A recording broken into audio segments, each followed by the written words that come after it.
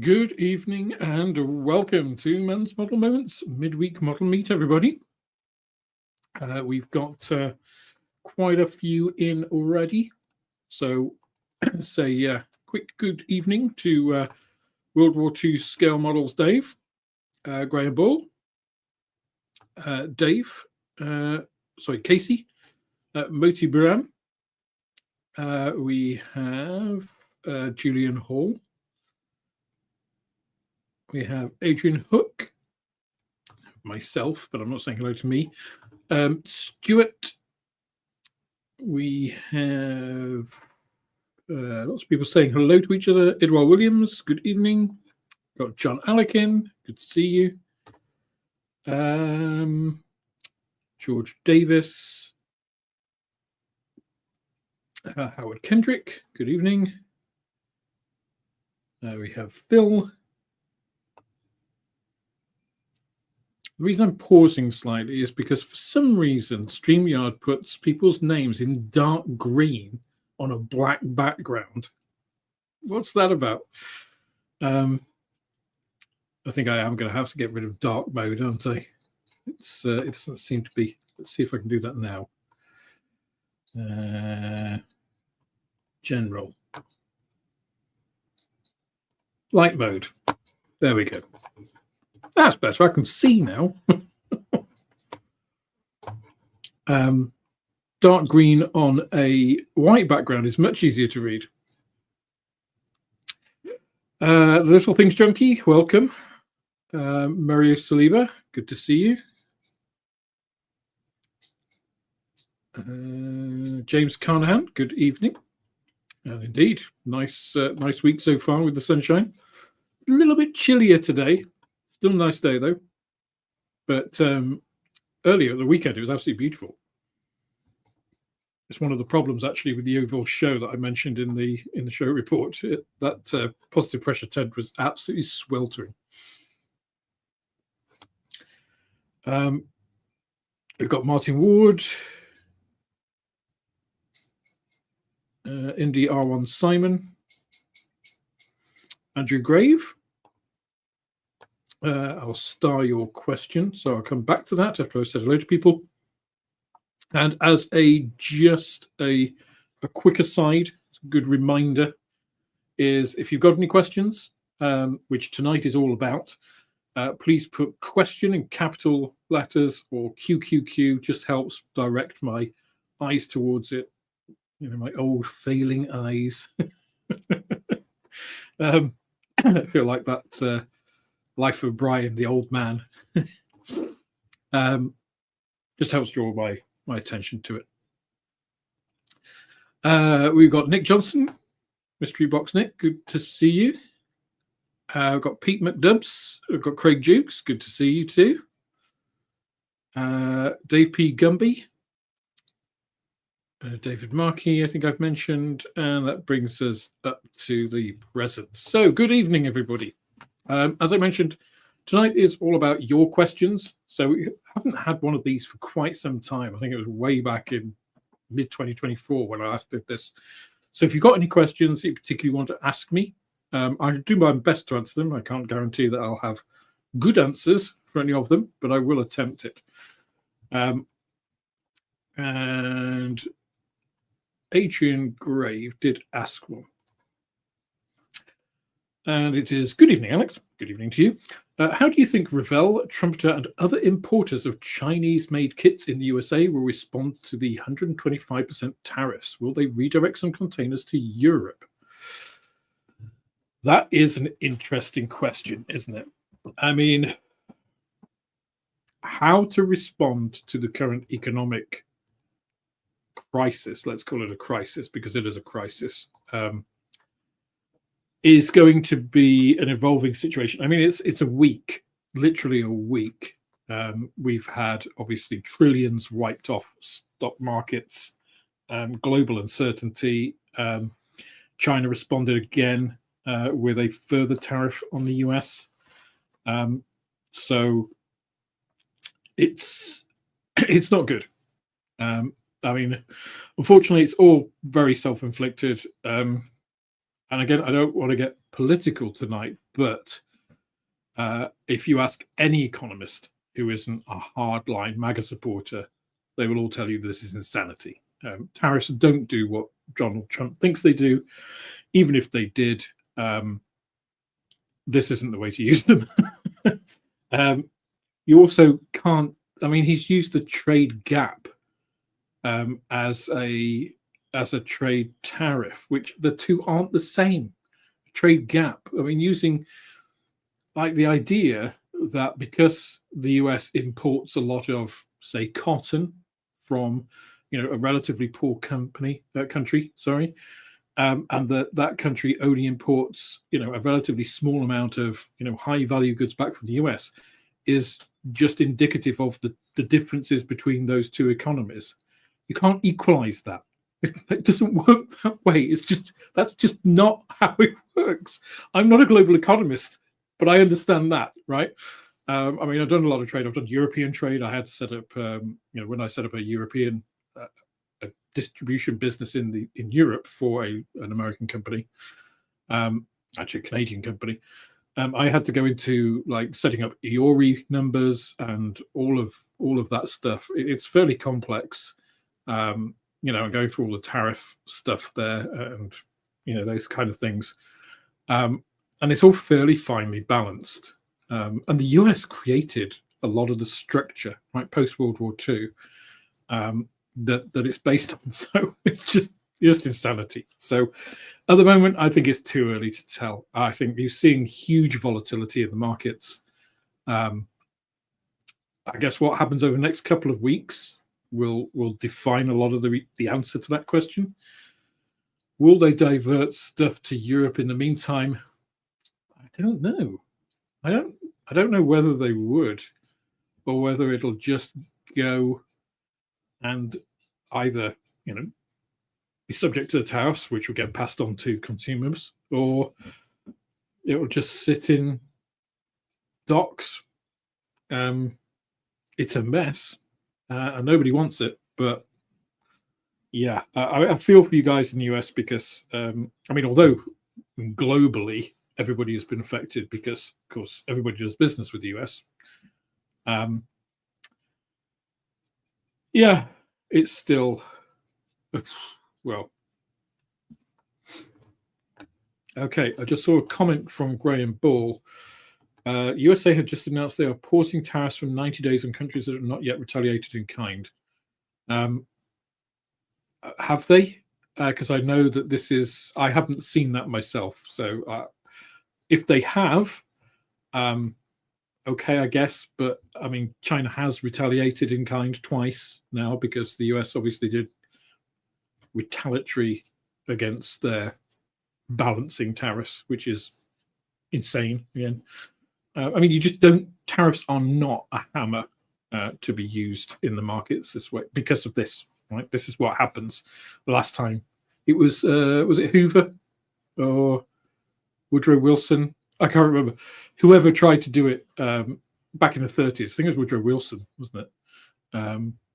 Tried to do it and basically caused the Great Depression. So yeah, not great.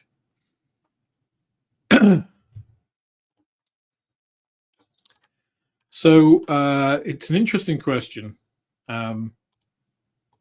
She's really different, really difficult to know where it's going to go, and that's not just for models. That's for everything, right? I mean, it's so disruptive. Dear, let's try and stay away from politics, eh? I mean, just before we do go away from politics, I also saw today, Elon Musk has started the because okay, I will go one more back. Trump's economic advisor is, of course, a criminal. He has spent time in jail, 120 days, I believe, longer than he's actually been advisor to Trump, direct advisor. He's a liar. He wrote several books where he quoted an expert who is an anagram of his name, Ron Vara. It's like it's just an anagram of his surname. There is no expert. So the current current tariffs are based on the advice of a liar who based his theories on an expert who didn't exist. And then they made up a formula which is based on a trade gap, not a tariff. It's just, I mean, you couldn't. I mean, the remarkable thing is some people are still trying to defend it. A lot of Republicans aren't. I mean, Elon Musk has now, I mean, I have no love for Elon Musk. He's a shyster of the highest order, which is why he's working for Trump. And now, of course, things are bad for him in the markets. He's calling for 0% tariffs. He's saying that Navarro is an idiot, which he is. You know, the loyalty, there is no loyalty, right? There's no honor among thieves. But yeah, not a great situation. And unfortunately, the people that will pay are you and I, you know, the common working man and woman who all this gets passed down to. Not the oligarchs, not the billionaires. They might lose some spending power and borrowing power, but ultimately it's not going to affect their lives, which is the sad part of this, is that, you know, a lot of families will go below the poverty line because of this, which is terrible. So anyway, moving swiftly on from the political.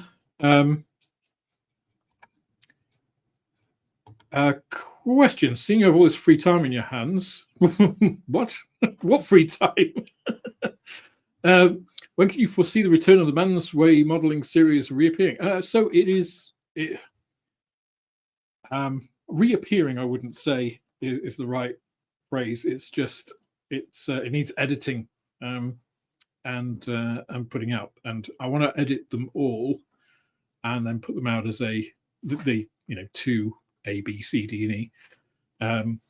And obviously it's just quite a lot of editing for one thing. So it's also not time limited when I have some other time limited projects. So it will be coming. It will be coming fairly shortly. When, how long is a piece of string? I'm not exactly sure. But yeah, it will be appearing soon. Watch this space. Julian says, comment last I heard there was a fake news pause on the tariffs when the orange one realized what a stunningly bad idea it was. Manthix bounced back and realized it was fake. So that happened yesterday. It happened for about 5 minutes. Markets rallied because there was a rumor that they were going to be paused on the tariffs. And then the White House very quickly came back and they said, no, that's fake news. We're not pausing anything. And then the markets just tumbled again. Way to go. Just clarify that bad news. Right. Let me see. What other questions do we have? Communities whacked up with tariffs on China. It is just insane. Insane. Okay. In a back-to-front situation, the UK will be one of the cheapest to export to at the 10% rate. Yeah, it's well, don't forget, this is a 10% additional tariff. That's not a 10% base rate. It's a 10% additional tax or tariff on goods. So these are reciprocal. They're not reciprocal. Additional tariffs. So it's a complex and rapidly evolving situation, which I think at the moment it's a throw of the dice. Anybody's throw of the dice of what's going on. Craig, question: because of heightened tensions and the potential for utter disaster, the government is planning for the Home Guard to be reactivated in Britain. Oh my God, really? Which Dad's Army character are you going to be, Alex? I would, let's see.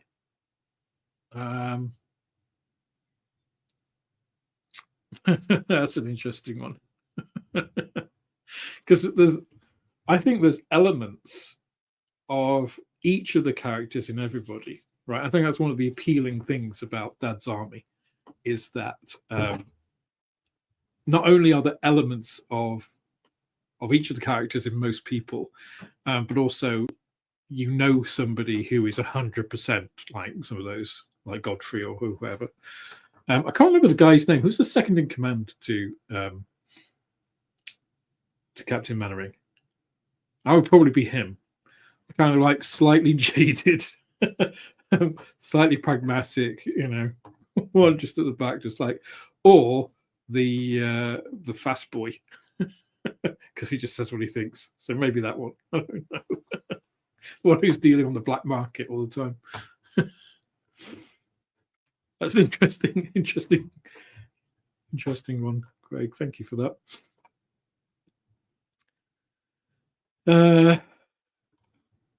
Casey, going away from politics, when you compile Paint Mixer version app for beta tests? It's a good question, Casey, because I must admit compiling is way out of my comfort zone, and it has been actually relatively busy over the last week or so. So again, that will be a non. Hopefully, I would say in the next 2 weeks, because that gives me a nice buffer. And there's also a couple of things I want to discuss with you, Casey, before compiling, which I shall do offline. I just haven't really had an opportunity to go over much of late because the shop has been occupying a lot of my time over the past week, as I have been able to get obviously some videos out. So we had the Wincanton History Day, of course, on Saturday, which I put a video out on, which did very, very badly. It's not my normal content, so it's kind of not surprising. And then also, obviously, the Oval show, which was on Sunday. Unfortunately, that's kind of taken all of my free time, because Sunday is really my only day off. And it wasn't a day off this week. This past week.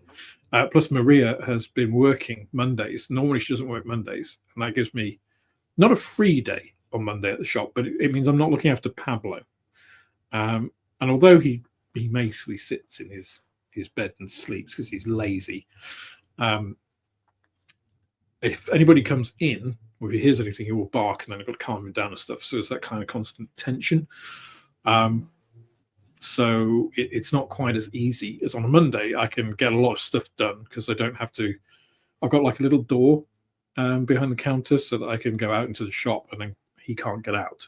That's one of the things I couldn't do for the first week. So just keeping that barrier there. I don't have to do that if he's not there, so I can sort stuff out. So one of the things is a lot of stuff gets shoved into the back, for instance. It's like a couple of days ago I managed to get a whole load of stuff sorted. I've got another one of these chairs. So I've got this chair, which is really good, actually. This was one of the cheapest gaming chairs on Amazon. Like £74, I think. Well, £74.99, something like that. It's super comfortable. It's got lumbar support. The legs, the little 5-star legs that you get, they're all steel. So a lot of them come with that high impact plastic stuff, which I don't really like. Steel is a lot more robust. So I've got one of those. I've changed chairs around. I managed to get rid of a load of rubbish and recycling and sort stuff out. So all that kind of stuff I managed to do first time a couple of days ago. And normally I would have done that over the past couple of Mondays, but Maria's been working because they were short-staffed when she was away in Barcelona and things. So it's just been a lot of boring stuff, stuff that I don't put out on the channel and things, because why would anybody be interested apart from me? So I'm telling you all now, but yeah, that's kind of delayed stuff like getting into, compiling a beta test for this, but it will be happening forthwith. Junior Hall, as of 2 minutes ago, Trump says countries who were facing higher tariffs will now fall to the baseline tariff of 10% for at least 90 days. Okay. But the problem, going back into politics briefly, Trump has shafted himself. And unfortunately, I apologize to any American viewers, all of you, because unfortunately, he's basically said, I'm an unreliable partner, militarily, politically, and now in trade. So the thing is, nobody can trust him. So that's the problem now, is that in a very strange way, he's forcing the world to think about how do we trade without America. So, which isolates America. It's not good for America. You've got Canada coming to Europe.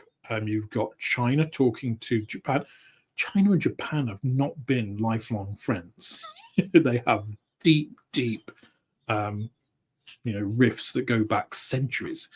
And he's managed to force them together as a trading bloc, potentially. I mean, it's a difficult one. Alex Smith, hi Alex, still not received that kit. I still haven't received your address, Alex. I sent you an email early in the week, on Monday, I think it was, asking because I don't have it. I think there's two, so let's see. Yeah. So Alex, I asked you for your address, and yeah, that was for Bugatti and the Piper. I think all the others have gone out, apart from Howard, who was talking about potentially buying the LCM. And I know we had some dialogue earlier on in the week, Howard, about that. So I think everybody else has.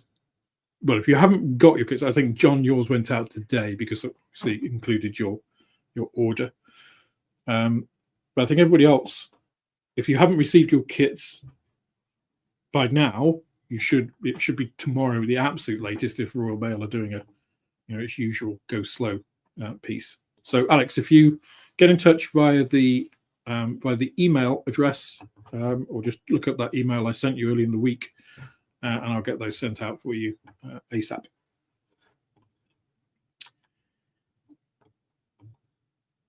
Okay. Alex Smith, can you suggest the best out of the pot Gulf Desert Pink for the new Jag from Airfix? I think actually KC comments right below that. Yeah, don't think there is a really good one out of the pot. So yeah, maybe we'll have to do. Well, I mean, I will be doing a post-war British colours video at some point. Maybe I'll have to just do a little post on the post-war Gulf War pink. India R1 time question, back to modelling. Good segue, India. I like it. I've not tried it yet, but does the hairspray method chipping work just as well if you only use water-based acrylics? Yes. So the as long as they're properly cured, absolutely it does. So when water-based acrylics are cured, I mean, again, going back to my acrylics video, they're not really water-based. They're emulsions. So an emulsion is basically a suspension, a colloidal suspension usually, of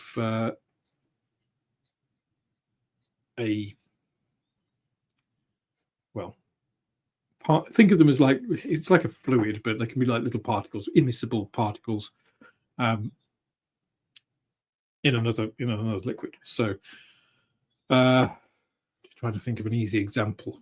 So oil and water, if you add a bit of detergent and shake it up, you'll get an emulsion. Mayonnaise, that's a good one. Mayonnaise is an emulsion, right? It's and it can separate back out, right? So what am I going to say? It's back to the hairspray. So yeah, it's not really water based. Acrylic isn't soluble in water. It has these agents to make them suspended and be dilutable by water and stuff. But as I've shown before, if you dilute it far enough, it will get to the point where it can't be, it'll just fall out of solution. So basically, if it's cured, basically it's like a whole load of spaghetti, and it just dries. And then once it's dried, you can't resolubilize it just using water. It is possible to resolubilize it, but not just using water.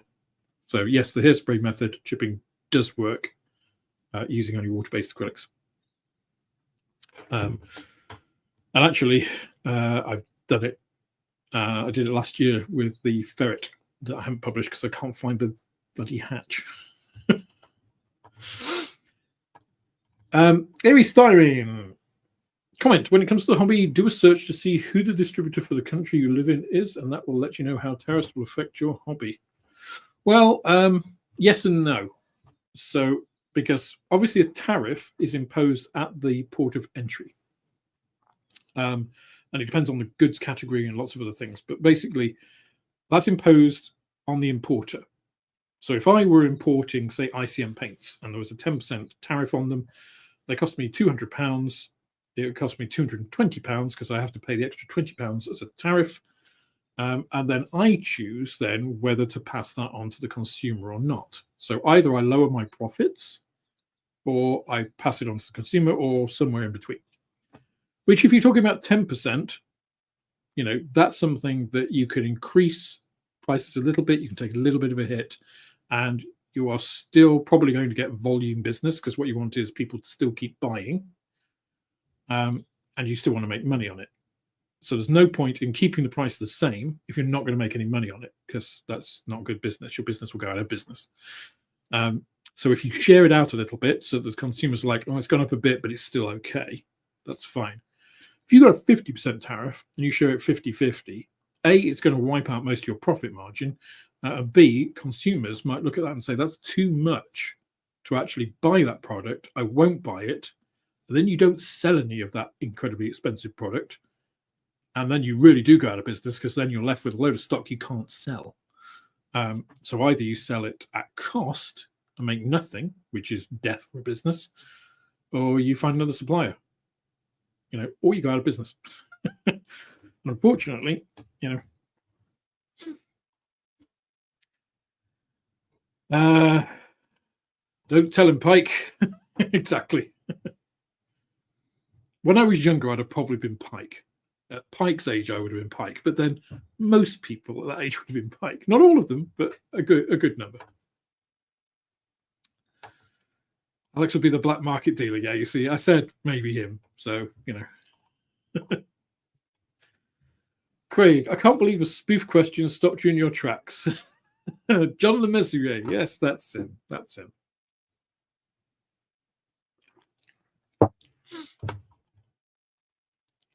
Sergeant Wilson.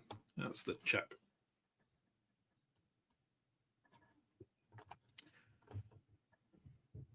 David Markey. Comment, we didn't need an army. Just put our engineers on the bow and one look at them will scare anybody. I'm not quite sure what that refers to. Maybe I missed something on the in the questions there.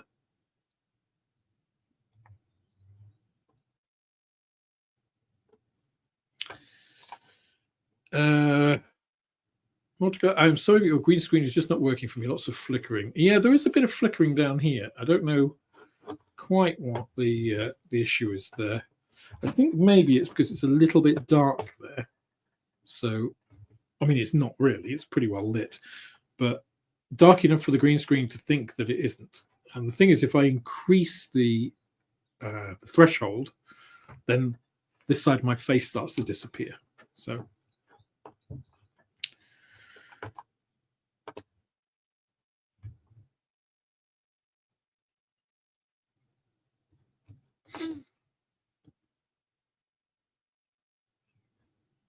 It feels like I'm looking at an interrogator lamp painted in my face. Okay. Well, let me see if we can sort the virtual background out. Then let's go to none. Just have it.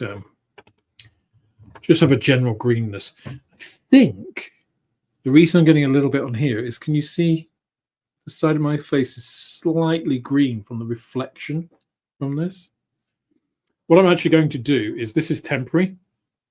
I'm actually going to switch this room around because there is a window up there. This room, because it's conservatory, gets warm. When it was sunny the other day, it was warm in here. So if it's going to be hot in the summer, it's going to be roasting.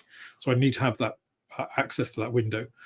I'll probably put the aircon unit in here and have it out of the window. But that means I need to move my whiteboard kind of just below the window, and then this over there. But then I'm going to actually angle this so it's like straight on, which I think should eliminate all those problems, because you won't get this dark area down here. It'll all be sort of illuminated like this, and I shouldn't have, you know, a reflection because it's angled. So I should just be straight on. So if I'm straight on, I don't think it gets the same, you see. So bear with me. This room isn't sorted yet. I kind of had two setups. I had one where I was sitting there with my back to the kitchen, where you could see into the kitchen, Maria moving about sometimes. One here, and now I've kind of used it a little bit. I know what, well, at least I think I know what the best setup is going to be, and it requires another change around, which I haven't had a spare day to actually do. So fingers crossed, this Sunday, which I do have a spare day, I can shift this around and have my hopefully permanent setup, and then no more flickering, no more half of my face missing, and it should be good. So, but for this evening, we'll just go with green. Okay, I am, and please keep that kind of feedback coming. I'm not so die-hard as to ignore the wishes of people, or how, you know, it's if something is that off-putting, I wouldn't want to watch it. So yeah, please do. Question: do the people in live chat know each other in real life or just through the MMM channel? I think it's a mixture. So I think a lot of the people here, it's not just through my channel. I think it's through airfix and chill. I think it's from Scale Modeling Live on Friday, through other people's channels as well, like Gary's stuff and so on. So I think there is some, you know, there's a bit of an internet community of modelers who kind of know each other. You know, there's Flory models as well. You know, I met one of the guys who supports Flory at the weekend at Yeovil. You know, now, have we met each other in real life? Again, some have, I think, again, through some of those means. And I think there are some that, you know each other and then have watched my channel and others through that. So I think it's a bit of a mixed bag. But let me know in the comments, because I don't know. I don't get any special knowledge of where people come from in any of that. So, okay. Question: if I may, sir, I'd like to ask a question, of course. What are your top 3 do's and don'ts for someone new to the hobby? Do you know, I have a video in script form. So I have just the script of my top 10 rules of modeling, right? Which I just haven't got to edit yet. It's been there for about a year, I would say, maybe even more than that. And I kind of paused it because I want to get the starter series going before I then put that in. So I've already kind of gone through this in my mind. So the don'ts, I think, probably go and check out my probably one of my most successful videos, actually, my 10 top mistakes that you can make in scale modeling. And a lot of people, not a lot of people, but some commenters have said, oh, you know, that these aren't mistakes. It's like anything that you don't intend is a mistake, right? I make mistakes all the time because I don't intend to, you know, put a extra thin thumbprint on a model. I know not to do that, but sometimes it happens because it's a mistake. I don't intend to do that. So again, some of them, if they're, you know, you can intentionally do some of the things that I say there, they're not mistakes then. But a mistake is anything you do not intend and happens anyway, an accident. So I'd have a look there in some of those, because they're going to be slightly different for different people. But there's certainly more than 3 there. In terms of do's, my number 1 is do what you love. So if you're going to do a model, a lot of people like come back to the hobby or start and they think, oh, I want to do a spit. I've always loved the Spitfire, for instance, or I've always loved the English Electric Lightning or TSR2 or stuff, but I don't want to start there because I might mess it up. And I would say, no, go there. Unless, of course, it's a one-of-a-kind kit. You only got one of, then you don't want to do that. But most people have more than one subject that they enjoy, right? But if it's Star Wars, if it's figures, if it's tanks, whatever it is, it doesn't matter. But do the subject you love, because that will give you the passion and enthusiasm for it, right? I think trying to do things which you're kind of meh about means you're going to get meh results, right? It's going to result in more projects being put to one side and not finished and those kinds of things, and you lose your mojo and all that kind of stuff. So I think do what you love is my top one. Well, I don't know if it's my top one. Maybe it's my second one. Number one is have fun, right? Whatever you do, have fun, and I think doing what you love is a good way to get there. So have fun, do what you love, and the other one is a kind of combined thing. It's I kind of summarize it in don't sweat the small stuff, stroke you will make mistakes. So just don't take yourself too seriously with it. It's a hobby. It is meant to be fun. Remember the golden rule. The golden rule is have fun. Second one, do what you love, because that will keep your passion for the hobby of what you're doing. And the third one is just accept you're going to make mistakes. If you learn from your mistakes, that's far more valuable than watching a YouTube video and not getting anywhere. If you try something, you might get it wrong, you might get it right. Getting it wrong is actually sometimes more valuable than getting it right, because you learn more from negative experiences. But don't sweat it. It's fine. You'll get it on the next one, or you'll try again and it'll be great. So I think it's all fairly high level stuff and fairly basic. Those would be my three top do's for the hobby.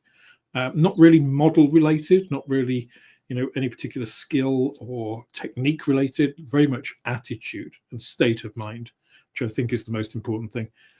I've come to projects where I'm not feeling it, or I've just had a bad day, or something else has happened, and I can't, just can't get into it, or it doesn't feel right, it doesn't flow. I've had other times when I've gone into, like for this this Black Hawk, right? When I started that, I'm not a helicopter guy, as you know, but there was just something about it. I was passionate about it, and I slammed through the first stages in like an hour and a half or something. I was just like rocking through it, because it didn't feel like work. It was, yes, I was videoing it, but it was just bang, bang, bang. I got stuff wrong. I put on the joystick the wrong way around, but I realized and switched it around. No hassle. Didn't get mad, just chill. Good question. Alex, I've sent my address through the shop email. Excellent. Thank you, Alex. I'll get that. But I should be able to do all of that tonight so that it goes off tomorrow. So, Julian, question: what is the best match for RAF blue? Humbrol 96 on a Land Rover, also light grey Humbrol 196, ideally AK Interactive. RAF blue. I've seen I think, yeah. That's a good question. Counter question from Casey, and it kind of goes to the point I made when I talked about who has the most accurate colors, right? A lot of it is what is your target? What are you trying to match? Because Humbrol 96, I don't think, is actually a very good match for RAF blue. And what do you mean? Do you mean the RAF blue that was used on vehicles, or RAF uniform blue? There's quite a few things, quite a few variables. And do you want a scaled effect one, or do you want it as it would be on a one-to-one vehicle? What target you are aiming for is probably the most important question. Right. This, just knocked off the wheel. Damn it. Yeah, oh well. Ongoing repairs, as you always have. But this Black Hawk, I mean, it looks slightly green here because you're getting the reflection from this the screen, which just shows you can never really tell. But it's grey, okay, and I've painted it matching colours from pictures of actual Black Hawks, because they don't appear black in the field. They appear to be actually a fairly patchwork assortment and pretty dirty most of the time. So this is just the base colour with a black and brown wash on it for some modulation. Now I've got to go and make them look like they actually do, which is a real state, which will be that should be fun, right? I've got to sully it up, as it were, and then I've got to put all the the metallics and exhaust and all that kind of stuff, and then do things like this. This is the kind of laser defense thing. So they have an active system, a Dazzler, I think it's called, which I have trying to find. I don't know where that is. Which I have some holographic foil from. I don't know where that is. Oh, sorry, just take a bite of ice cream before it goes.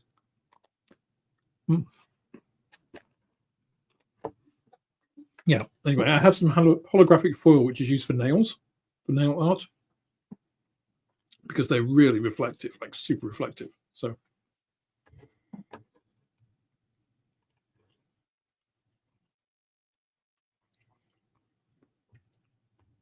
yeah, answer to your question, Julian, is depends what your target is.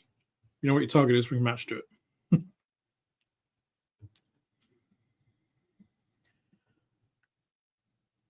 Okay.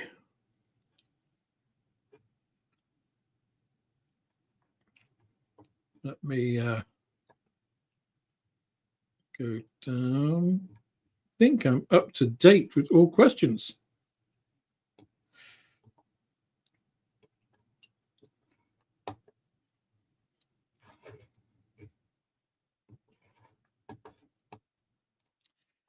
Yeah, that kind of comment is not welcome, BP, I'm afraid. If you could keep it civil, that would be most appreciated.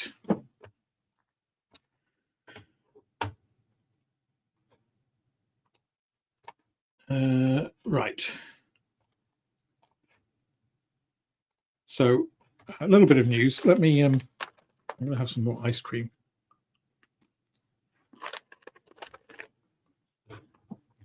Otherwise, it's going to melt completely.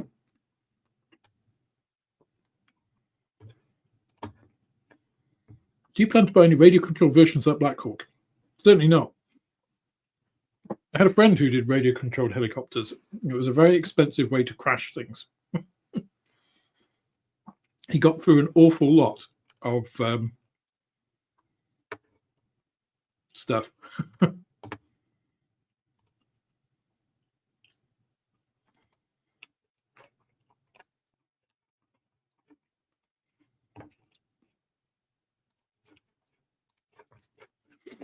Aaronville says, what are you modeling soon? Anything ICM? So one of the things that will be up next on the channel after tomorrow's, so tomorrow, obviously, I put up a premiere earlier tonight for 8 o'clock tomorrow night. I've compared the current airfix Jaguar, which of course I only just got a couple of days ago. I've shied away from any comment on that. With the 1994 Jaguar that airfix did. So, which I have in the form of the Hella 2024 release. So although it's in a Hella box, it was one of the toolings that Hella got in the divorce in 1994 when Borden sold the company. And sorry, I just got a Discord message, just distracted me. And so I basically compared the two kits, so showing you all of the differences, the 31 years of advancement in injection molded techniques, and it's quite interesting because it's the same subject, both GR1 stroke GR1As, the same company, the same scale, so everything is the same apart from they were tooled 31 years apart. So that'll be out tomorrow. I then have this little beast, which is the airfix Albion, and that back door is about to fall off.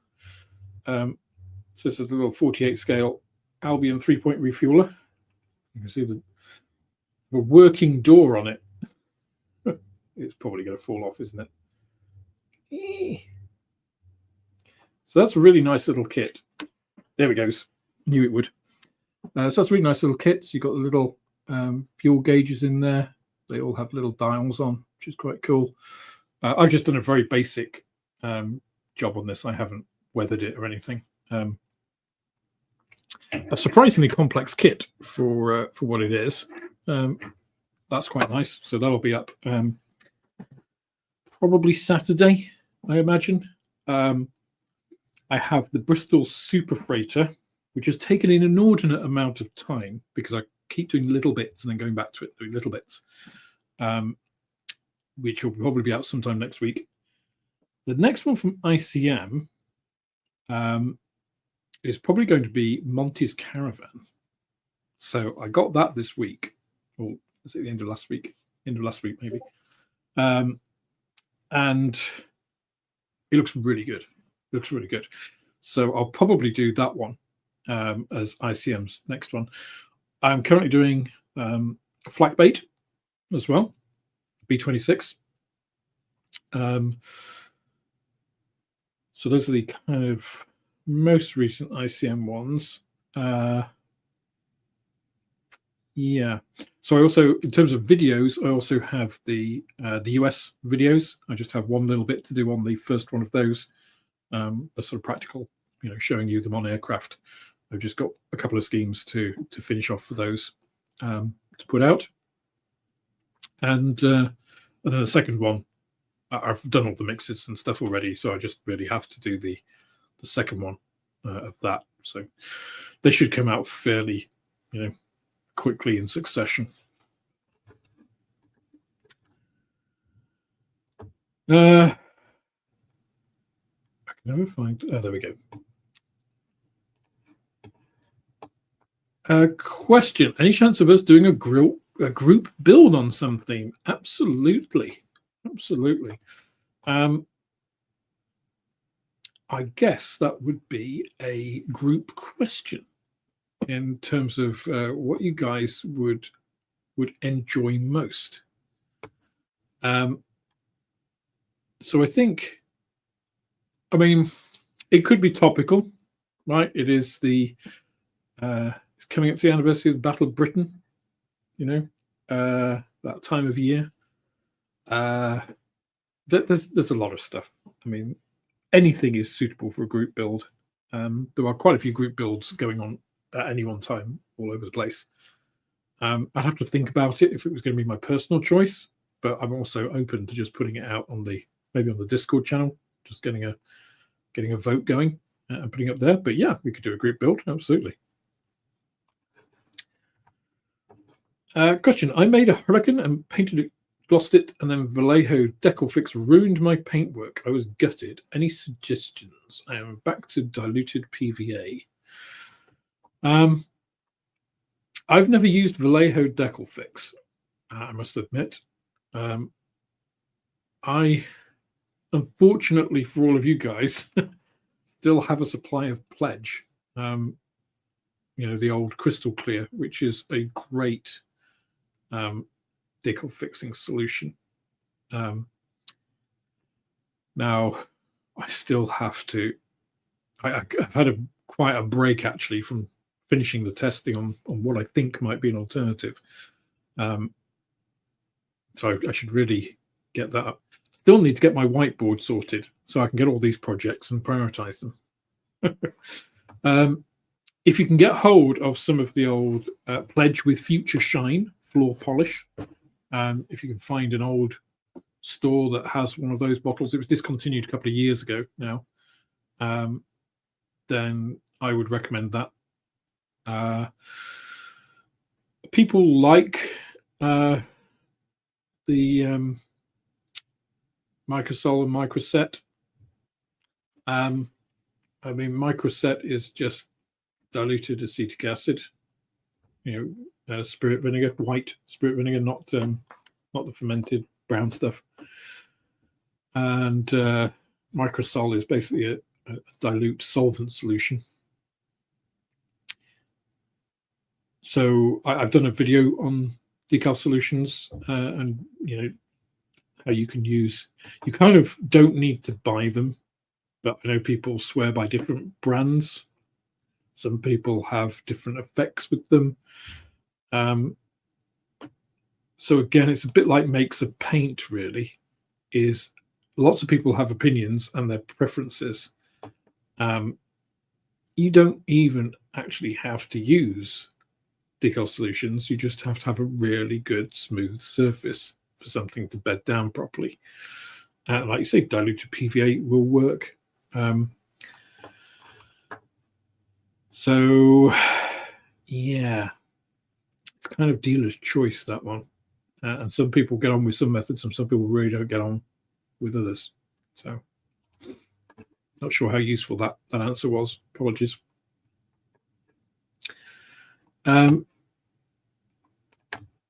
Mark Grad says, for your channel. Thank you very much, Mark. I'm about a year into the hobby and loving it. Curious about masking canopies. Do most people buy masks? If not, is Tamiya tape the tool of choice to use for masking? Thanks. Again, there's about 1,001 ways to skin a cat here, which is a horrible phrase, by the way. Who came up with that? Tamiya tape is generally what I use for masking canopies.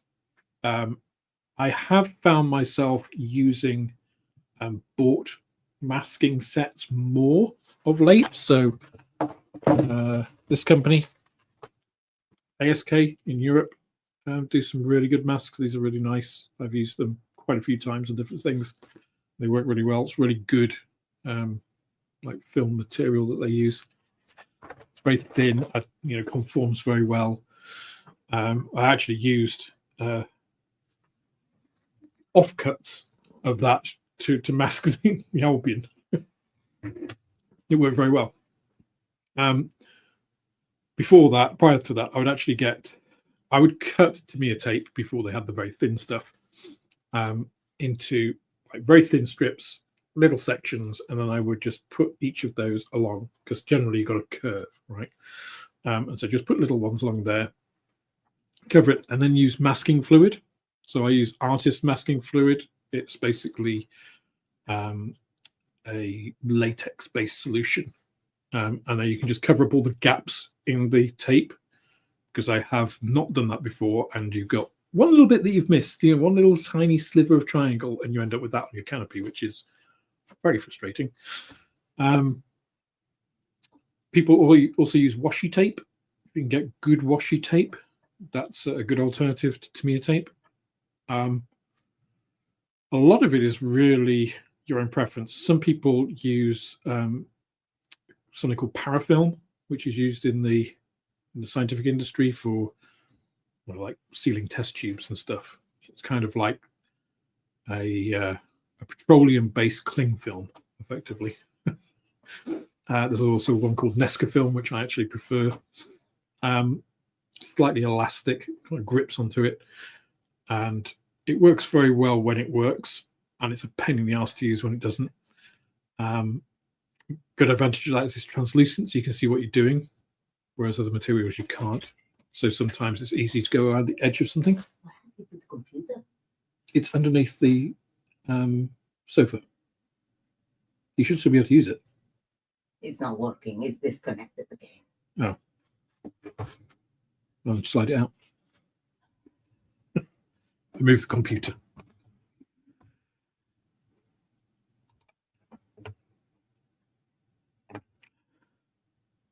I think she'll be wanting to play Civ. That's what it'll be. Right. I've lost my place now. Apologies. Question: what makes a YouTube channel a good channel? Well, that's a very good question, isn't it?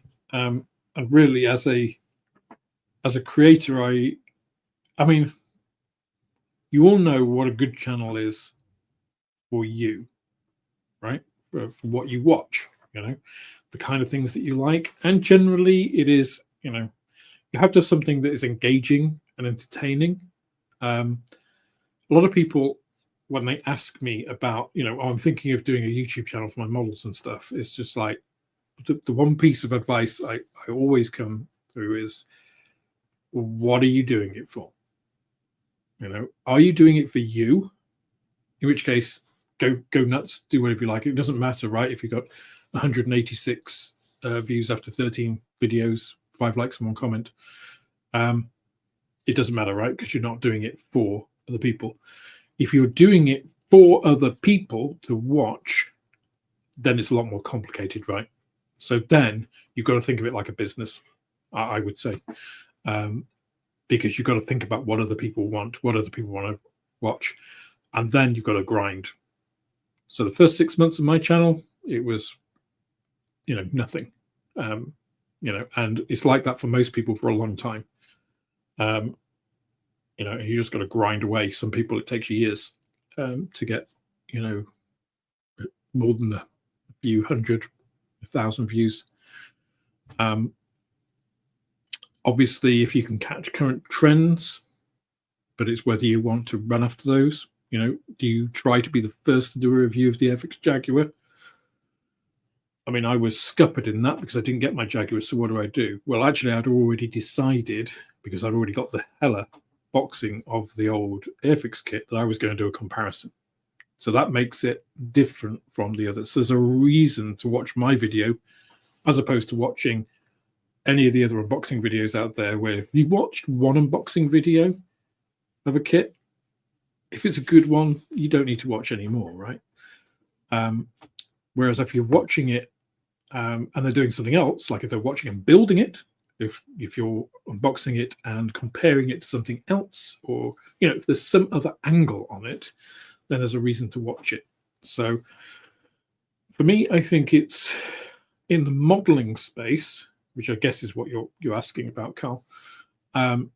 It is what makes you different. Why should somebody watch your content? If you answer the why question, and you can give people a good reason to do that, then the rest comes. There's a guy called Boxman Builds, and he took a very irreverent kind of more Gen Z approach, I guess, to building models. And his dialogue is very kind of off the cuff and sarcastic, and that's the reason to watch it. It's not for his builds particularly. He does nice builds, but commentary is, it's amusing. So you're getting something more out of it than just watching somebody build a model. Plasmo. Why do you watch Plasmo? Because he does amazing models. So that's a different. You're saying with Night Shift. With Night Shift, also you might learn something about weathering or whatever. So you've got to think of the why. If you can answer the why question, I think then you kind of answered that. You cracked it. And it doesn't mean there's a big audience out there necessarily. Modeling is a niche activity, and yeah, but that I think is what makes a YouTube channel a good channel. I watch quite a few, and I'm subscribed to quite a few channels, probably 40 or so. Why do I watch them? Because they all give me something unique, right? Something interesting, and satisfy a particular desire that I have. I've also unsubscribed from channels. So I used to watch a channel called Zeducation, which was kind of about memes, and it was funny, and it was from the US. It was different things. And then it gradually became more and more political. And it's just like, you know what, this isn't why I signed up to this channel. So I opted out of it, So you got to think of that reason and keep that in. And it's like, yeah, I know I comment on politics, and somebody said there's too much politics in this episode. It's like, you're going to get some, you're going to get my opinions on things. That's one of the things that happens in live streams. And if you don't like that, then this probably isn't a live stream that you're going to, want to watch. Okay, that's fine. And it's kind of that you've got to get the audience that are happy with what you want to do, rather than, I think, try to cater for particular agents or pander. I think pander is a better word, because you got to be yourself, right? You got to be genuine, because if you're not, people can detect it, and people respond to people, not to acting. So, World War II scale models. Dave has gifted 5 man's model moments. 5 man's model moments memberships. Need to get to drink. I am drinking fizzy water tonight, peach flavored. No beer. I was starting to put on weight and I decided against it. So thank you, Dave. Much appreciated. If you are gifted a membership and you've not had membership before, there is a static post on the membership on YouTube. So if you go onto the posts on the community part, there's a members post which has the Discord link in there. I usually refresh it after each of these sessions just to make sure that it's still live, because I expire it, because otherwise, if they're open forever, then it can be copied and pasted willy-nilly. But go in there, join Discord, come in, say hello, have a chat. Discord is what I use mostly for, showing updates or just generally chatting, video bits and bobs, that kind of stuff. Graham Bell, a comment on a forum I read recently suggested that we overweather air fees, given that the real thing would not survive long enough to get as rusty or chipped as we depict. Would love your opinion. Really depends what it is, right? So German and Allied stuff out there,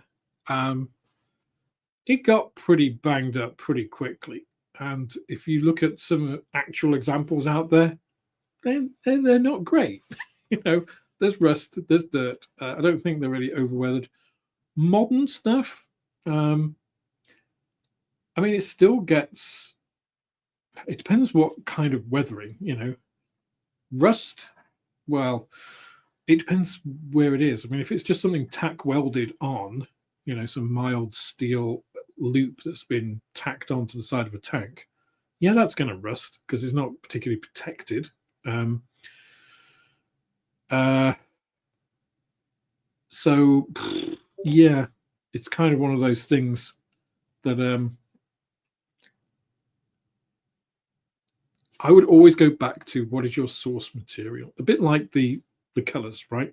What's your target? What are you aiming for? Because you've got real life or photos of real life stuff, stuff that actually happened. It's very easy to weather to that, right? And nobody can really argue with that. But people will always have these opinions. That's that person saying, oh, the real thing would not survive long enough to get as rusty or chipped as we depict. What's their evidence? Because otherwise it's just bloke down pub said. It's like, oh, so what? Some guy in a forum said something. Doesn't mean anything. Okay, show me all these pristine tanks out in the field. These World War II photos. Even the stuff that's like on parade and stuff sometimes looks pretty crappy. People have this rose-colored idea of the 30s. Things were pretty rough. A lot of the rigs are pretty rough. Look at some of the old 1930s bunkers and stuff, or photos of like schools or offices and stuff. A lot of stuff was pretty rough. So I'm not so sure. I think it depends as well. Are you doing for accuracy or are you modeling for your own personal pleasure? So, whichever way the guy is wrong, right?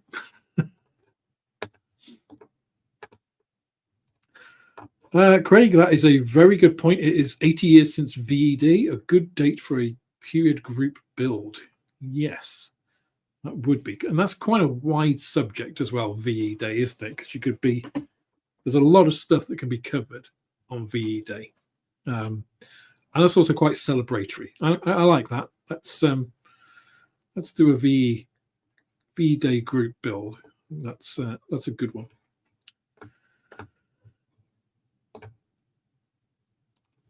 Nick Micklethwaite says, question, have you not contemplated man's model moments decal set stroke song? No, not really, primarily because I think it would be ripping people off. As I said in my decals video, decals video, depending on which you want to say it. It's really easy to make. Get some white vinegar, dilute to about, I think it's like 5%. I can't remember. I think it says on the video, and that works for pretty much most stuff. As set. Sol, it's like about 5%. Some organic solvent, ethanol works well. Because you want something that's going to soften the decal but doesn't dissolve your paint, right? So don't use Tamiya extra thin straight, for instance, because you'll screw your model up. It'll work, it will soften the decal, but it'll also soften everything else, paint, plastic, So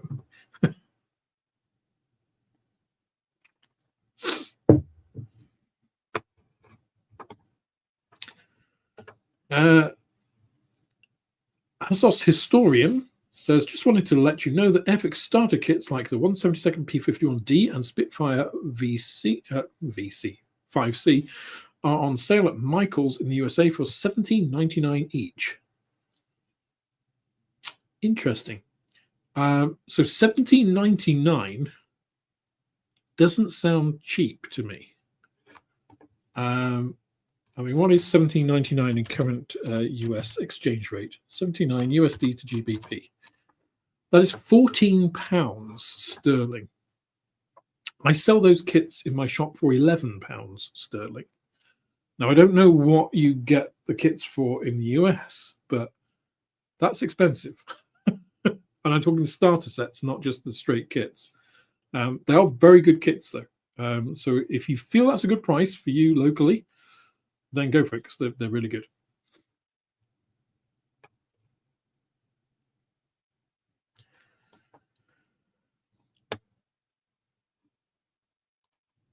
Question, new to the hobby, curious about canopy masking. I think I've already done that one, haven't I? Apologies, I'm getting all over the place.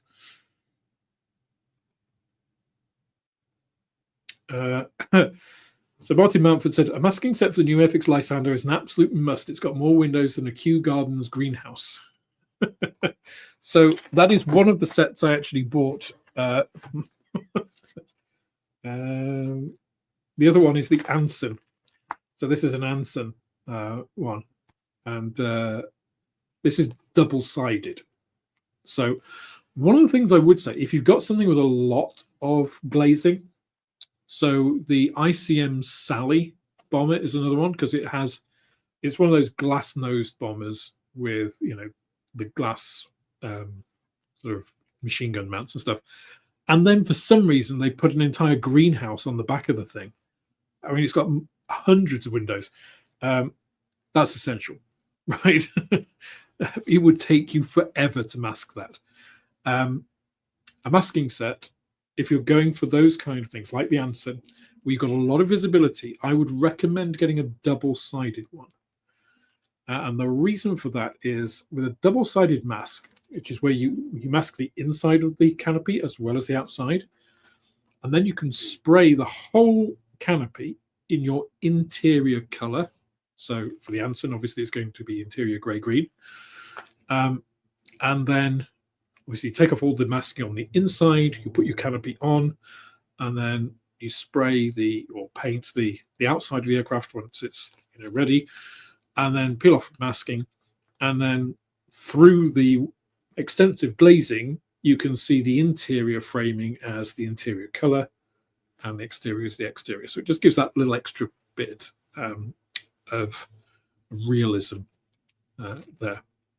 So for smaller aircraft, or things like this Black Hawk, which is black, or dark grey or whatever, I didn't bother with internal, because it's just like, you're not going to see, I'm not going to see enough to make a difference. So I think double-sided masks are great for those sort of aircraft, though, that have a lot of glazing.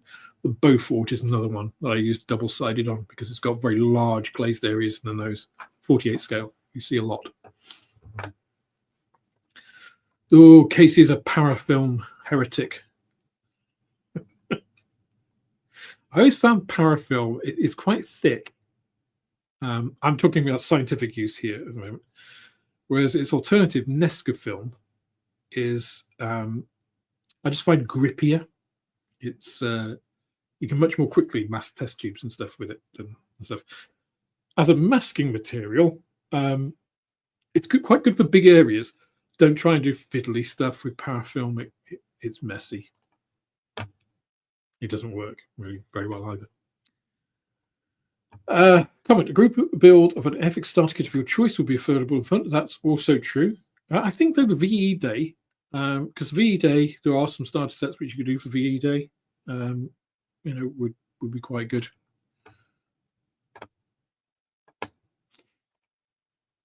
Comment: a good YouTube channel is one where you have complete confidence in the YouTuber and their unbiased opinions, like this one. Oh, thank you, Julian. I shall pay you later.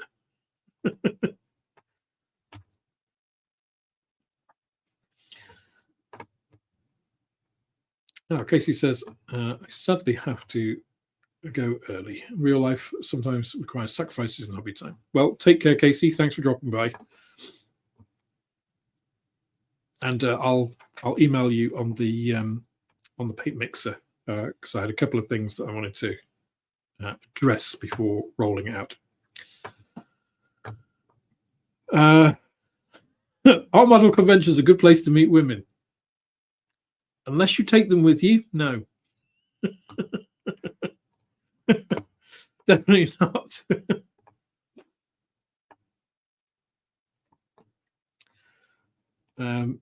Lox9 says, I've seen some AFVs completely covered in earth-coloured dust. Yeah. So in fact, just on that subject, and I mentioned it in my AFV mixing video, right? It was thought that RAL 7016 was used on some early war Panzers because the 7021 was a matte finish paint, and it was known to both bleach in the sun to a more bluey kind of grey, and also it attracted a lot of dust which kind of adhered to it because it was matte. So it looked a lot lighter after a few days of use than the original paint. So again, that comes into the whole, you know, what is the right color? What is your target color? But also, that's the entire tank, right? That's not just some weathering. That's an overall just layer of lightning dust. So, yeah.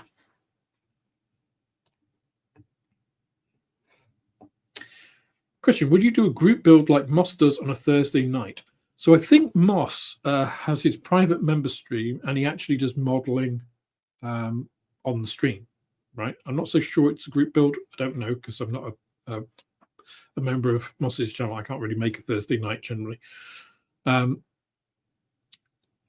I do a group build? So if you're talking about would I do modeling live on stream, you know, in a private member stream, sure. If that's what people would like me to do on a Sunday, then I'm quite open to that. It would have to be after I'm actually set up in my new setup, because at the moment I don't have my desk cam set up. I've only got the webcam, which isn't great for showing what's going on. Maybe from a macro point of view, but you can't really see anything more than that. So, yes, I think is the short answer.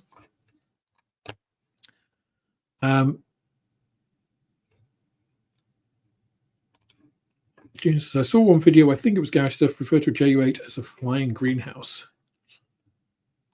Well, I think the the Focke-Wulf 189 actually had that kind of moniker in period times, you know, because it was, I mean, the entire thing was glazed nose to tail.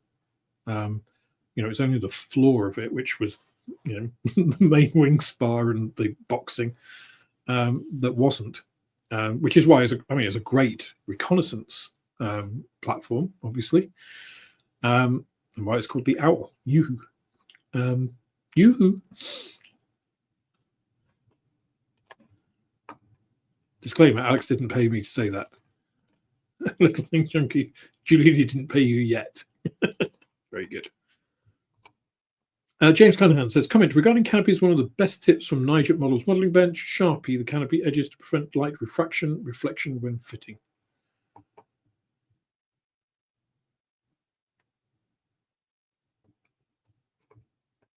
Sharpie the canopy edges.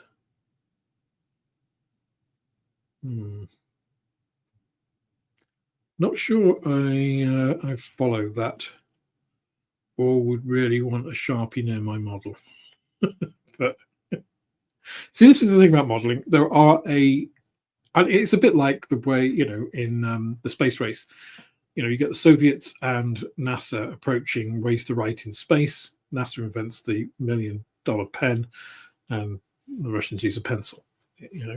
Apocryphal tale or not, it still shows you that people have completely different approaches to things. The same way with military technology, and sometimes you get things which go parallel, otherwise you get completely different things. And modeling is, the same. You get a lot of people trying different things. Some people it works for, other people are just like, I can't get on with that. Like those gun grips for spray paint airbrushes. It's like, for me, that's I'm so used to this grip for an airbrush. I couldn't think of doing it any other way. Now, if I'd learned from the start to use a gun grip, I'd probably be the opposite, right? I wouldn't be able to use it the other way.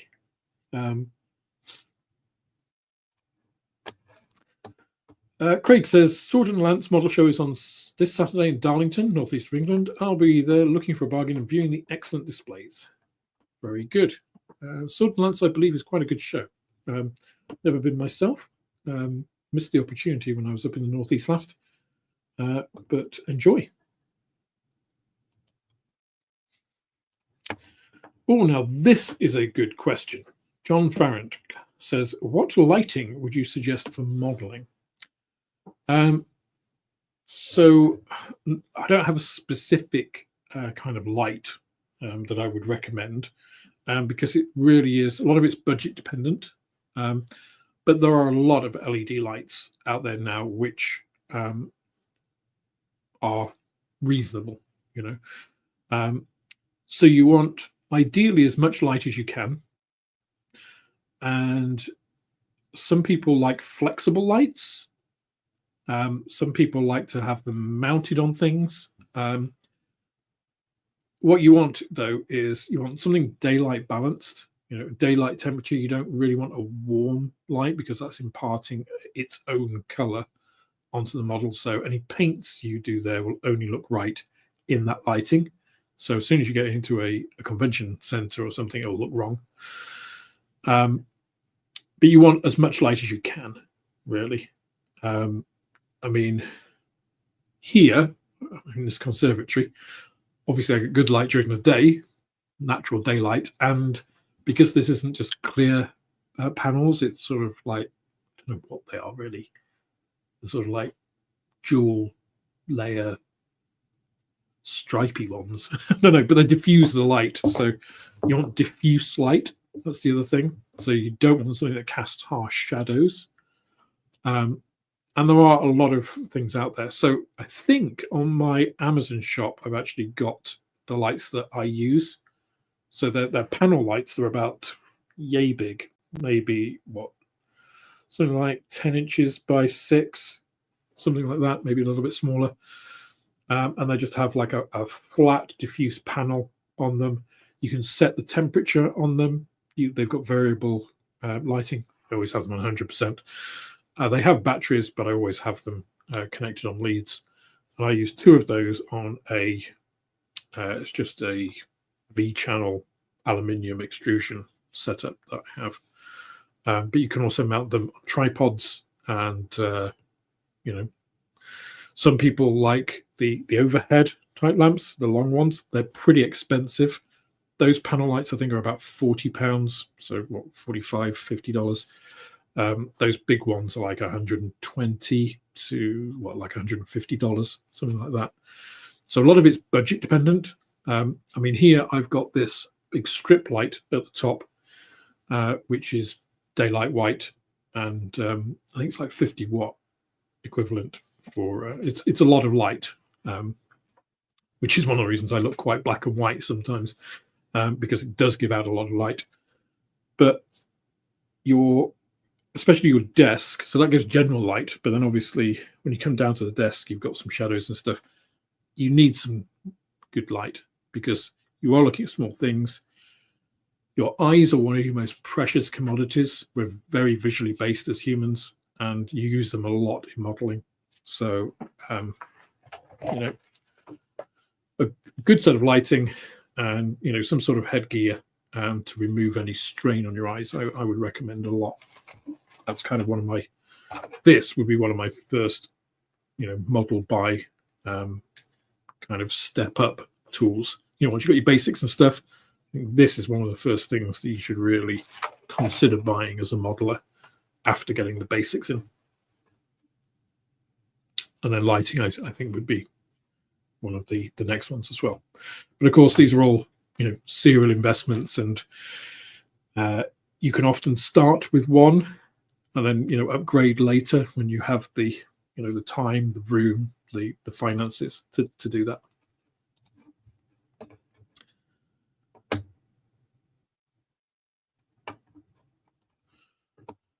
New AK markers are great for etching canopy frames to avoid refraction.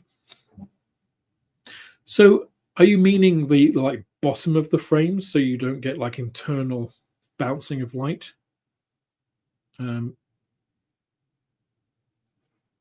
Because I think AK markers, I would certainly prefer to use AK markers than a Sharpie. I mean, one thing, because Sharpie is alcohol soluble, so it's kind of semi-permanent.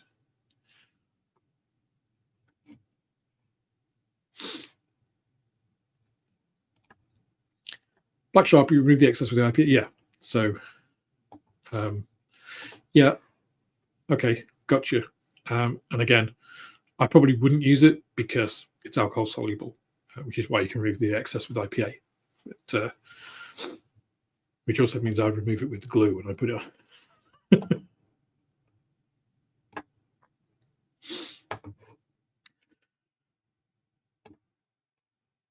Okay. Oh, Mario. Sorry, Mario comments, I use an LED panel light, 120 by 60, white light, 80 centimeters above my worktop. Yeah. So there are a lot of, I mean, the good thing is LEDs have come down hugely, because before, back in the ancient dinosaur days of modeling, in the 90s, you had to use daylight balanced light bulbs, which were bloody expensive and didn't last that long. Now we have cheap LEDs. You can get a 6,000 Kelvin LED lamp with decent lumen output for not a lot of money. You can get these strip ones, which aren't very, they don't have a lot of light, but you can position them all over. So it depends on what you want, your budget, and you can make your own from LED strips. Should you be so inclined and skilled. So there's a lot of possibilities now, both commercially available and DIY, should you wish.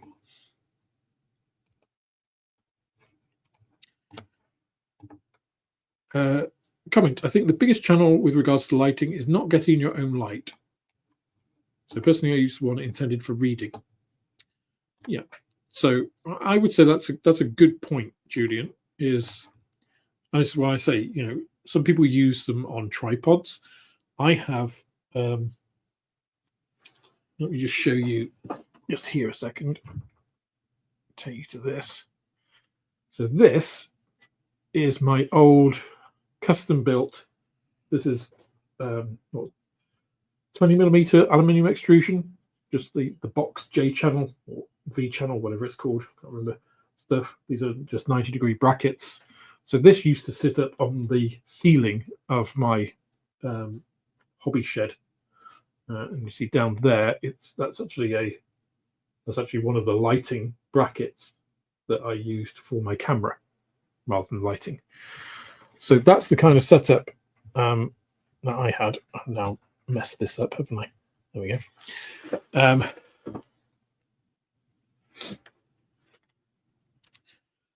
And I say I've got one for my desk, which is it's like about 1 meter wide, and it's about that high. It kind of comes in an L sort of shape brackets, and then it's got the two lights set either side, so they can give me good lighting, and I have a free view of my camera setup as well. Because of course, if you're recording, you also have to consider where you're recording from as well. And then around the camera itself is a big ring light, similar to the one that I have on the camera, which actually isn't on tonight because depending on lighting conditions here, this gives enough light. If I put that on as well, it could be too much. So yeah, a lot of options. And when you start getting into some of these things, sometimes it is not just like the thing that you're thinking of, like the light. It is, okay, how do I position that light in a way that is useful to me? So I have a couple of lights, LED lights, that I got from Little or Aldi, I can't remember which. And they are little, LED panels with a nice frosted, dispersing front. And they're great, but they've got this little pop out sort of, it's like a ball and stick kind of stand, and it means you can set them at this kind of angle, which is completely useless for what I want them for, which is generally for photography. So really, I would love it if they had come with those kind of camera mounts. So it means I have to manually convert them and stuff, but that's not a big deal considering they were peanuts. But yeah, it's sometimes you spend more time on getting the arrangements to use some of these things in the way that you want to, rather than the actual thing to start with. A bit like this green screen. It's just like the green screen is one thing, but then actually getting it at the right angle and lighting it so that you don't get these dark spots like down here. That comes with a little bit of knowledge, experience.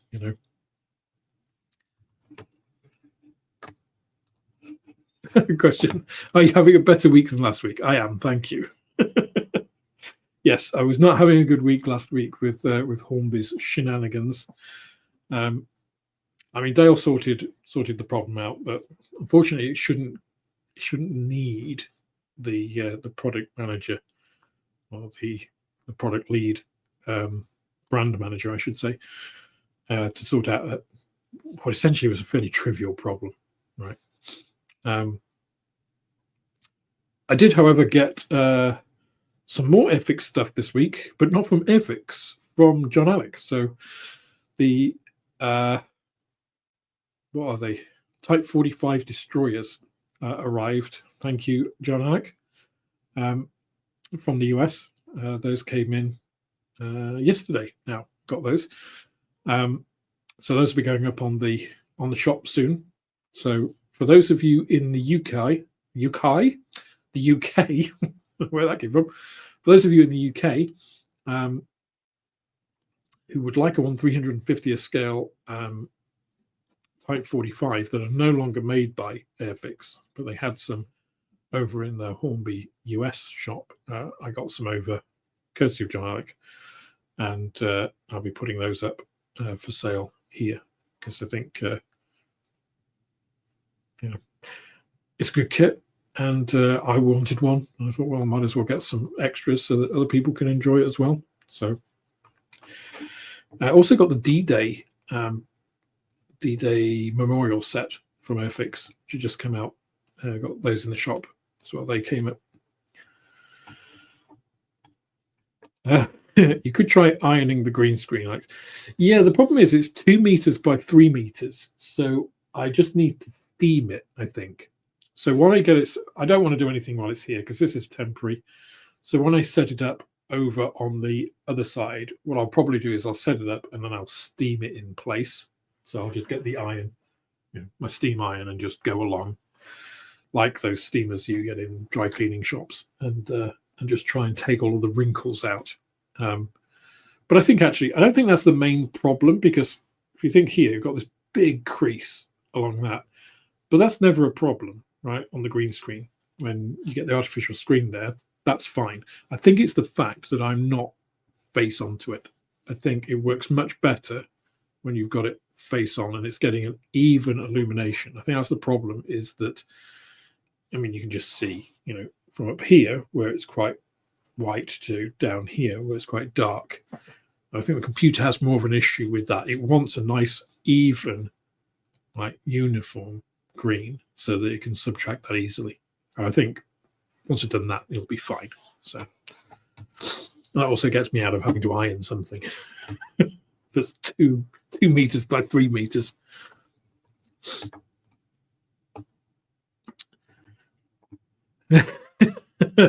Comment on Alex. These is not a green screen, but orange makeup. Get out. Someone showed how much I need to work out how much actually they cost me before I put them on the shop. So watch this space.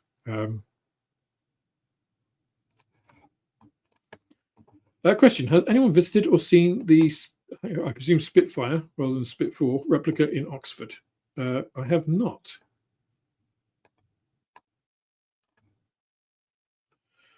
Alex, you can get crease release, I think, from Easy Life, which you can just spray on. Yeah, I think I'll. To be honest, it's not something that I think I'm going to spend that much time on. There's things that I will put effort into, and then things that probably will go under the radar. Probably relates as one of those under the radar things.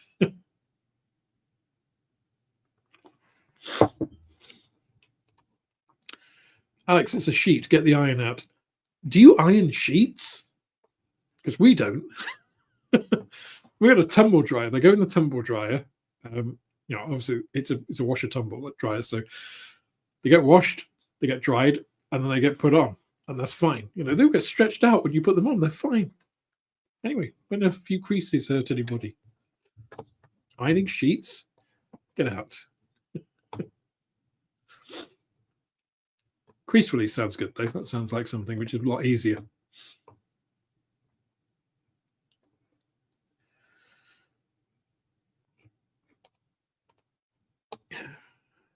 Andy Bowden, whereabouts is this replica, please?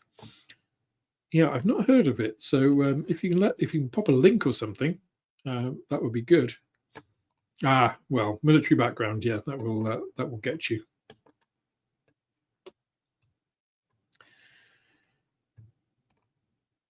Yeah, somebody else asking Andy if you can let us know what that is. Sounds like a few people might be interested in that one.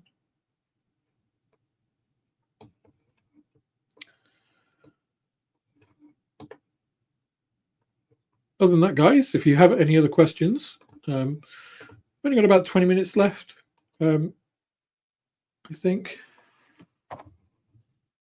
About half an hour, 20 minutes, half an hour.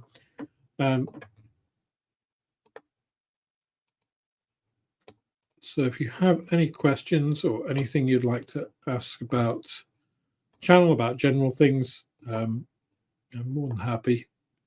Or if you guys just want a little bit of time off, quite happy to end early as well. I thought we'd do a nice low-key one this week after the Hornby rant of last week.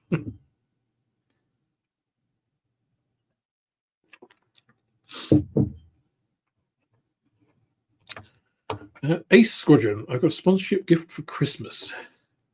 Can I put a link to my shop? Right.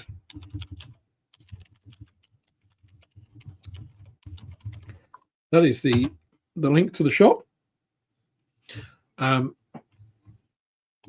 It's It's very easy. If that doesn't come up as a link, mansmodelmoments.com in your browser will get you there.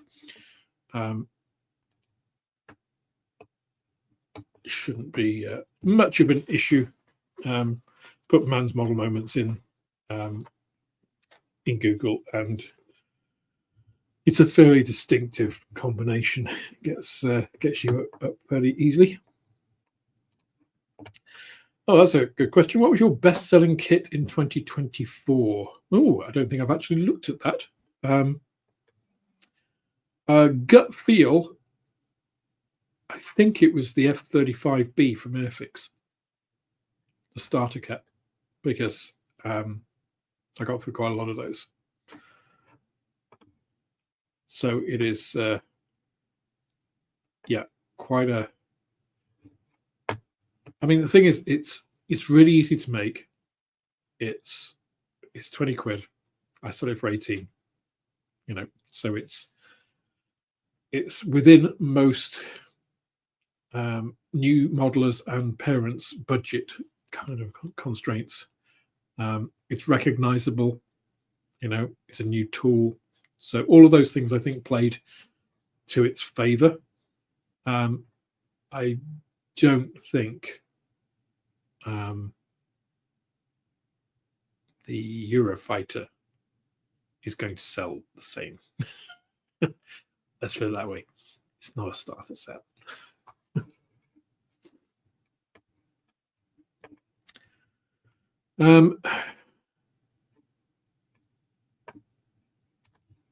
James Canahan, Alex, will you have the membership chat on Sunday? I will. I will be putting up the invite, the notice for that probably tomorrow.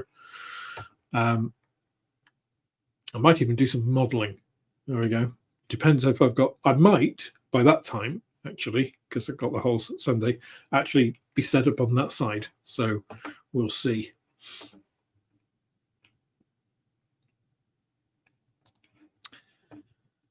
Question ICM, when are they releasing the Monty figures? I believe they are already out. I have a big order. In fact, I think it's one of the biggest orders I've ever put in at the shop for ICM stuff.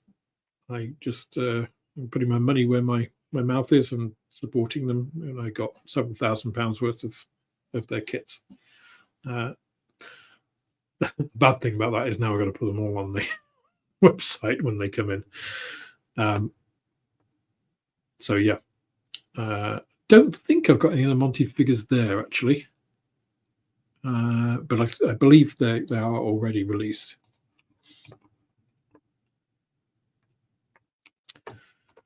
That one I just answered. Question: how do I go about if I want to join your live stream like John Alec does? Send me a note on if you're a member, just on the Discord, and I can invite you through there. Substitute 79 says, comment, just seen Hornby are delisting from AIM tomorrow. Not sure what that means for the company. I don't think it means anything, to be honest. They announced that they were going to be delisting from AIM a few weeks ago. The AIM hasn't really hasn't worked for them, basically. It's quite an expensive thing to be in as well.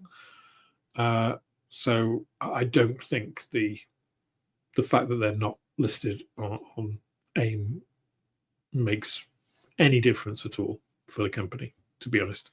I think it just means they won't be spending that money, you know, so release a little bit of cash. I think that's it, really.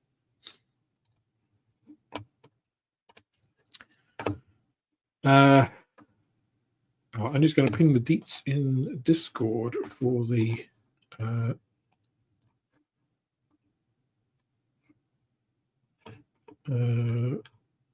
replica thing. Okay, I haven't seen it yet, but will.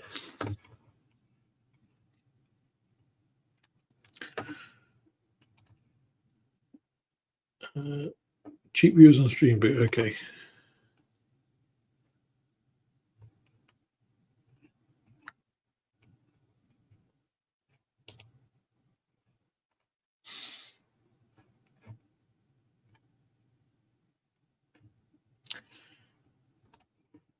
question. My next kit is going to be a first ICM kit. Any recommendations? Range plus or minus £40.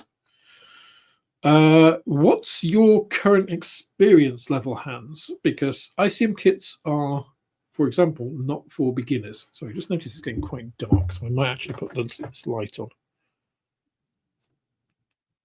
There we go. Doesn't make a huge amount of difference, but yeah, so ICM kits are, as they say, for intermediate modelers. So it's not like a mini art kit where there's a bazillion pieces, but they're not like an airfix kit, which is a lot more straightforward, I would say. They're kind of in between, you know, that kind of scale. First ICM kit, I would go, I mean, again, I'm not sure of your interests. I would say do something that interests you. There are quite a few fairly easy ICM kits, but it really depends on whether the subject is interesting to you. Avoid the early stuff is what I would say. So the 1/48 scale Spitfire Messerschmitt they have are early toolings, the old ICM. Any of their 1/72nd Soviet stuff, don't buy. It's horrible because it's the old Omega, or Omega 2000 or whatever, old Eastern Bloc company, not good. So I'd avoid those. So let me know what kind of, is it military, is it aircraft, and your own experience, and I can give you a better piece of advice. Okay, just doing it for 8 months, but want to step it up. Yeah, let me know military, so vehicle or aircraft or car, because they do quite a lot of those as well. Good night, Craig. Good to see you. We'll be finishing up fairly shortly, 15-20 minutes or so. Let's have a little look.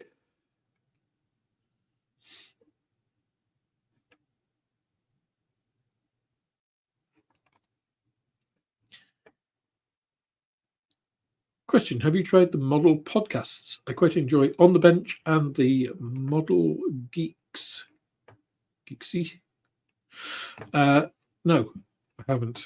Moss and I have been talking about restarting Beyond the Box, but it's just as getting the time to connect together, because we tend to have now slightly incompatible schedules. So hopefully we can get that sorted and get ours back on the broadcast waves.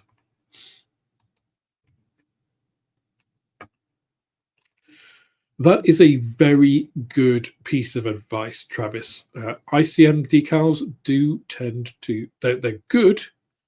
They are color dense.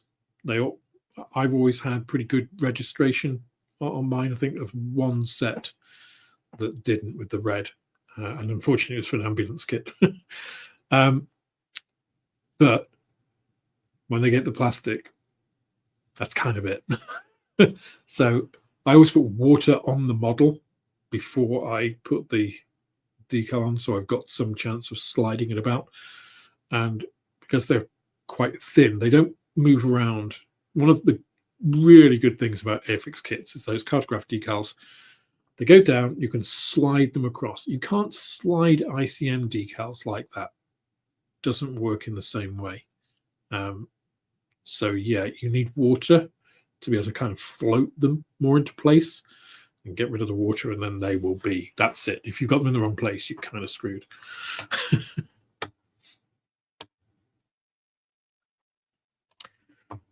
Transporter 92 question. Hi, Alex, any advice for building Edward's limited edition B17? Would you build the turrets first or leave them till last?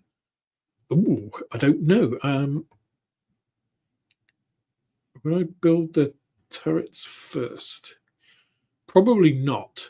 But I don't know how. I'm not familiar with the kit, So I'm not sure if I could leave them off until later on, then I would, because I hate having lots of things sticking out that I can break off as I'm going on. I guess I'm just clumsy. Now, whether I certainly wouldn't build the turrets first. I would probably build them at midpoint at some point, because I would want to sort of do the painting and stuff alongside when I'm doing the painting of the other internal components a bit. I prefer to do things en masse rather than like do little spurty bits all the way along. So I'll probably do them somewhere in the middle when I'm getting to that point of, painting the interior, So I'll probably build them at that point so I can paint them all together with the other stuff, put them together. And then if I can leave them off, if there's a way of leaving them off and only incorporating them in later on, I would do that, because then I would be reasonably sure, or at least I could hope that I wouldn't snap them off at some point. Little machine gun barrels falling off. So yeah, I think that's how I would approach it. But without knowing the specifics of the kit, I don't know how possible that is. Hans Morgus, military. If you're looking for a first military kit from ICM, I would go for the Humvee, their recent Humvee. Either one. I prefer the cargo carrier version, just from the way it looks. But that Humvee is a nice little kit. It goes together really well. It's got some nice detail. It goes together in a very ICM way as well. If you build the Humvee and then went to build another ICM vehicle, you would recognize the way that they approach kits. So the way that they build the sort of suspension and stuff. So I go with the Humvee because it's a nice, manageable little size vehicle. Yeah. And it looks quite neat. It's got decals, so you get experience with the decals. It's got, transparencies, which are really good. ICM transparencies, some of the best on the market, including the side windows, which are actually, simulated plastic, which is funny that plastic is emulating another type of plastic, but, it's like slightly wavy because they're that, weird vinyl stuff. So yeah, I would probably go with the Humvee. And the other thing is they're ubiquitous, so you can do them in, standard NATO colors or desert colors, and you can weather the hell out of them. And there's no tracks, which is another bonus, I think, for starting out with a new manufacturer. So I think one of the Humvees, they are 2024 tooling as well, so it's a nice recent kit, so it's representative of what they're doing now, in terms of casting quality and all those kinds of things. And they aren't that expensive. I've got one in the shop, but I can't tell you how much it is. Let me have a look. That's if it's on the website. Humvee. No, it's not. I've got the paint set for them, but I haven't got the Humvee on. ICM 135th Humvee. It's like 33 quid. Yeah, it's about £30, depending on which version. So, it's a good, reasonable start. Anyway, the Humvee it's not a tank, it's not this kind of beast, the ICM Tiger, King Tiger, but it's certainly bigger than the old Albion.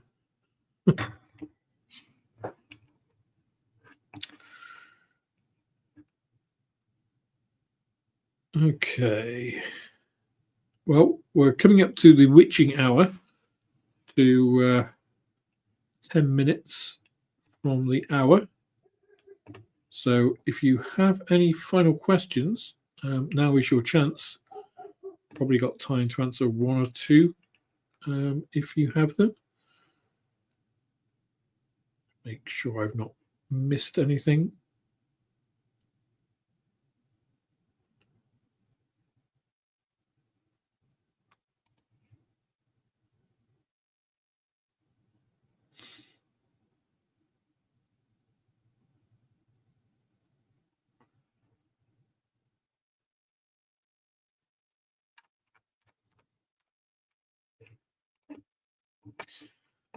Do you have any questions for us?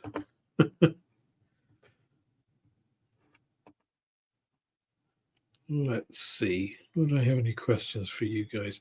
Well, I guess my main question for viewers is, what kind of stuff do you think I should do more of? I have a fairly eclectic mix of different things I do. Obviously, I do the paint mixing stuff. I've done some of the sciencey stuff. I've done obviously unboxing builds. I've done full builds. I've done some, the best of type things. Looking at model companies, trying to fix some companies or improve some companies like Revell and Airfix and ICM. Which of those kind of things would you guys like to see next? Would you like me to do it, same sort of thing with Tamiya, or I don't know, which kind of paint ranges would you like to see me address with the paint mixing thing? Unboxing builds I'm continuously doing. So the new kits that I get that I want to do an unboxing on, I automatically start building now. That's kind of a standard process for me now, which is why I'm not doing as many unboxings. Because I think, some comments came on the channel and, through airfix and chiller stuff about how those are more useful. And I said I didn't think that would be practical. But actually, because there are so many channels that just do unboxings, you can see an unboxing anywhere. So what am I going to do that's slightly differently? Okay, I have a standard format, but having standard format and then building it, I think, is more useful. So that is one thing where, I have been led by you guys about what is the best way to do things. So, and I think you guys ultimately are right. But of course, it does mean I'm going to get less of them out.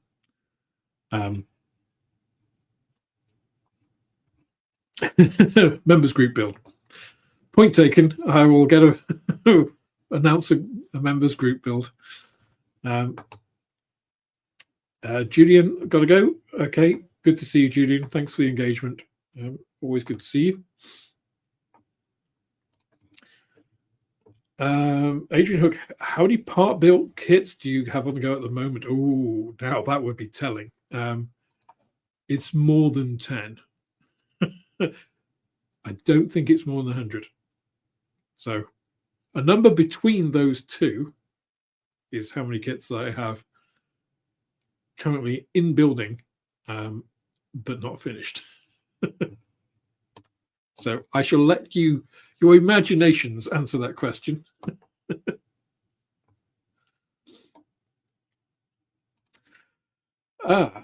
Think you should do builds and also build vignettes for full display base with foliage scenes, etc. So one of the things that is in progress, which kind of ties back to Adrian's question at the moment, is a diorama using various ICM kits and a Revell kit in an ICM box, which I have featured on the channel, and you can probably guess what kind of it is. I've mentioned it a few times. Actually, I have two. There's a desert one, which is a modern one. Actually, they're both modern because the other one is a Ukrainian one. I've got, so I have a Leopard 2, the Revell kit, Challenger 2, which is the pretty terrible trumpeter kit, the Kozak 2, which is the ICM kit, which is brilliant, really nice kit, a whole bunch of ICM figures. And that's probably all I'm going to do for that one. I do also have a Meng T72, which is also destined for a Ukrainian vignette, probably, because I want to do something on Rust, so you can guess what that's going to be. All right, last question. Favorite aircraft? I don't know if it's even a hard question for me. For me, it's the ME-262, which I think is an amazing looking aircraft. I think it looks beautiful. It was way ahead of its time in a lot of ways. a lot of it was accidental. The swept wing wasn't intended in the way that actually, helped it. Seeing the replica fly at Riyadh last year was a pretty special bucket list moment for me. That was, but yeah, that for no shadow of a doubt, it's the Schwalbe. NDR on Simon says, Alex, good night, goodbye everyone. Enjoy the ICM stuff because they have a wide range of subjects. Keep them coming. Diorama stuff would be good. Excellent. Yeah, because I think one of the reasons I want to do diorama stuff, sorry, I'm going a bit mad there, is also for a lot of the techniques. So I think a lot of people struggle with the kind of, getting into their first vignette diorama kind of thing and what to do, what to look for, other than it just looking like you've put something on a piece of grass, which I think is the quote unquote danger, of that, or the fear that people have. So. Yes, it would indeed, Simon. That would be another discussion tonight. How many builds do people have on the go? Definitely. Oh, well, Limo Crows, that's reducing it from 30 to 5 is pretty good going. That's pretty good going. So.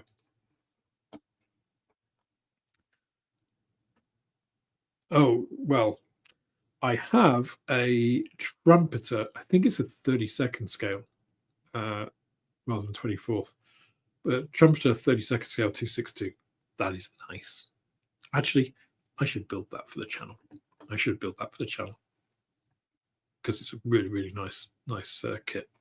So, okay, well, that brings us to coming up to, well, I've been on for 2 hours, including 5-minute intro. So I think we'll call it at that. Thank you so much for joining me tonight. This fairly casual question kind of event. I'm going to call it that. That's a weird way to say it, but thanks for sticking with me. Thanks for continuing to watch the channel. As I say, tomorrow there will be a premiere, 8 p.m. UK time, on comparing the 1994 and 2025 airfix Sepacat Jaguars. So come along, have a look at that. I shall be watching with you, answering any questions and comments that you have there. So until then, have a great night, everybody. Have a great day tomorrow, and see you in the next one. Cheers, guys.